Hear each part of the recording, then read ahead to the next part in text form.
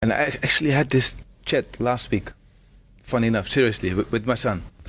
So my son plays at Feyenoord. He played against Ajax under 14. He was on the bench. He didn't play. So in the car on the way back, he was like a bit moody, disappointed, complaining a little bit about others, about the coach, etc. And then I said, yeah.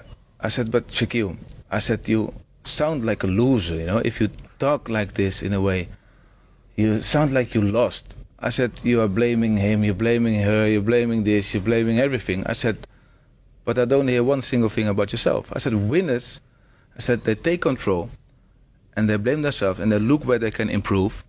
Yeah. And this is what you should be thinking about. So I didn't tell him what he should think about. You should ask yourself the question, are you a loser or are you a winner? I said, for me, it doesn't matter. I said, because I'm your dad.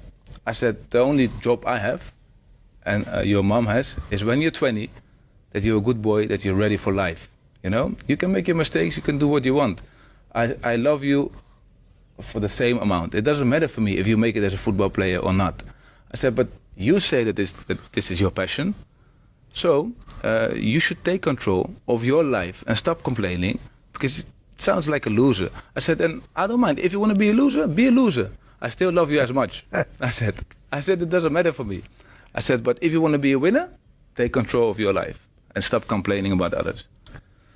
And then I watched him train the next morning. My wife said, where are you going? I said, I'm going to watch this session. 2 days later, actually, because they played on Saturday and Monday morning. So I'm there sitting, cold, hoodie on. I'm looking and I see this tiger training, running, working. And I was like, okay. He realized he has to take control of his life. He's 13,